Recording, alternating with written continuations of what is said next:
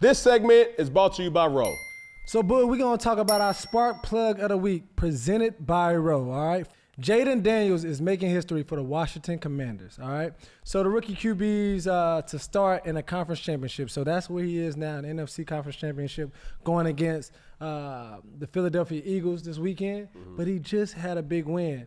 And the only rookies to make it to his position right now is Brock Purdy, which had the #1 defense in the league at the time. Mark Sanchez, that had the third best defense. Joe Flacco with the third best defense. Big Ben with the first best defense. And Sean King with the third best defense in the NFL. And Jayden Daniels sits with the 18th best defense in the NFL. So my man Jayden Daniels is playing like a spark plug, all right? He just has some game-changer ways to him, but Cam, talk about the play of Jayden Daniels and just how much he's making a difference. Thoroughly impressed. When you see Jayden Daniels play, he has this sense of calm or this presence of the moment's never too big for him. And as a leader, that matters just as much as your play does. Yeah. If you see a guy on the sideline frantic, if you see a guy on the sideline that's just like, man, what? You feel what I'm saying? Like controlled emotions. Yeah. And not to nuke it, and I challenged him earlier in the year, like, yo, do not drink the Kool-Aid. Stay focused.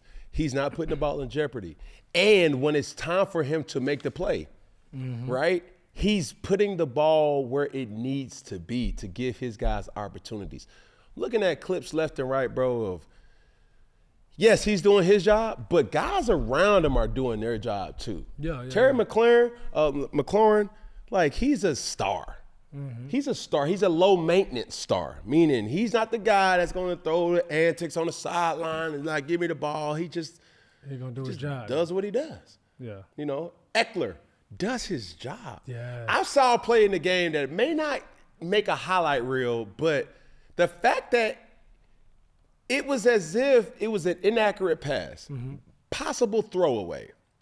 He caught it on his off leg meaning not at the leg that is comfortable for you to catch the ball naturally. Yeah. He catches a 2-yard pass, makes a defender miss, and turns that 2-yard pass into 15-yard, a chunk play. So, yes, Jayden Daniels is doing his job. Guys around him also is doing their job. And when you combine that together, that's when you get the magic of, hey, defense wins championship, offense wins games. But collectively, we win games together. They're rolling, yeah. So Detroit, damn, what the fuck was that? Jared Goff, yeah, you had some what the fuck throws. But also I'm looking at the what is it, Jameson Williams? Why would you even put him in with the opportunity to throw the ball in the first? He's a receiver. He threw a pick too. So Jayden Daniels has been a beneficiary of a collective. And the good in that is quarterbacks always get the attention.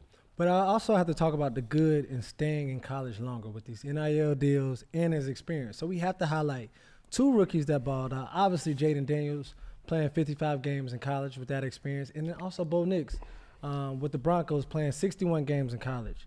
So, Cam, do you see NIL and experience keeping guys in college longer? And are they really rookies with all of this experience in college? Man, you can say that, but my point is really it's the development and what's the plan when you actually get to the NFL. Okay. Elaborate. Cliff Kingsbury. What's his coach's tenure? He's coached the spread. He coached Johnny Manziel. He's coached around the league. Like his format comes from college. So it translates. He had Kyler Murray, Kyler Murray was putting up numbers, bro. Right? Yeah. So that alone is a part of the untold or unspoken word. He's went into a situation to a guy who knows what it's like and what that transition process will be. not overly complicating things and understanding that, give your quarterback options. Even in the run game, give him options. Perfect example. If you go back and you look at the play that Terry McLaurin scored on a screen pass, that was at RPO, right? And RPOs have many different determining factors, but in this particular RPO, it was probably a run all the way unless the defense blitzes off the slot, which the defense did blitz off the slot. Now it becomes a number count. That's the typical spread philosophy in college, really in high school. You go to the line of scrimmage and you say, hey, hold. Okay, got pressure off the slot. I got my bubble out here. I got my smoke screen out here. I got wherever the pressure's coming from, I'm going to throw into the pressure. Yeah. So that then turns into a number count where now I have a hat on a hat and a good person with the ball in space have an opportunity to make plays, and that's exactly what happened. So I got to talk to you about the experience and the comparison. So Cam, you Rookie of the Year. Mm-hmm. It's seeming as Jayden Daniels will win Rookie of the Year. You had 1 year in college of experience of being a starter to play these college games. He had 55 games, 4 years to play. How much does experience play and transition to the next level? Really? I don't really think that does. More so than the willingness to develop the quarterback the right way. Like you can talk about Bo Nix, you could talk about, Jayden Daniels, but the truth of the matter is none of that matters when you get to where you're supposed to be and nobody is able to understand the type of player that you are. No, like they're trying to change you more than you trying to tell them how to use you. Yeah. For example, when I went to Carolina, it was, Cam, what makes you comfortable? And this is the first time, correct? Correct. Yeah. Like when I first got drafted in Carolina, Rob Chizitsky, Ron Rivera, they were very adamant about we do not want to change you. Mm-hmm. If you feel comfortable running the football, we're going to give you opportunities to run the football. But understand this, we're not going to make it a habit of running the football. And it was so new that they didn't even really feel comfortable by having their quarterback run a power run. Mm-hmm. Meaning you got a guard pulling, you got a lead blocker. Typically that's a tailback. That's a Derrick Henry.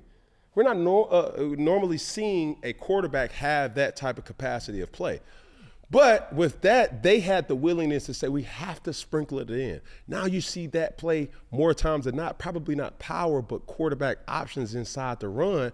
Inside the guards or the tackles that before I got to the league, there was none of that happening. Also, too, just understanding that when I went to New England, the philosophy was already set. It was like I was trying to learn these different things. And so I'm using my example to say to whoever's coming out, Cam Ward, bro, go to where, or you don't get an option who's going to pick you.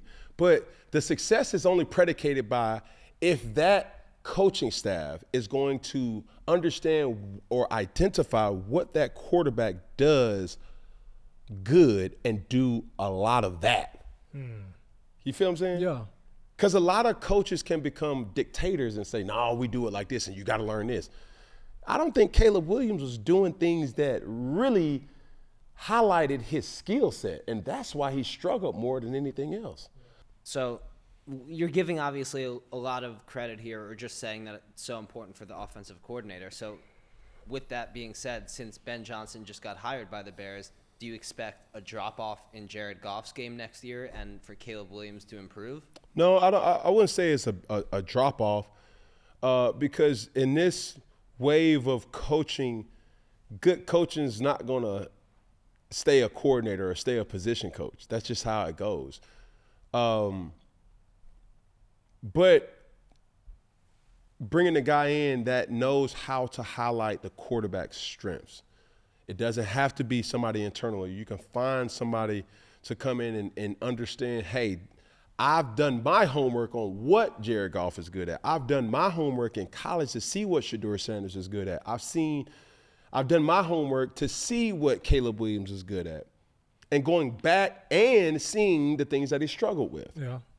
And implementing those things in the coaching, kind of psychological approach to what their plan of attack should be.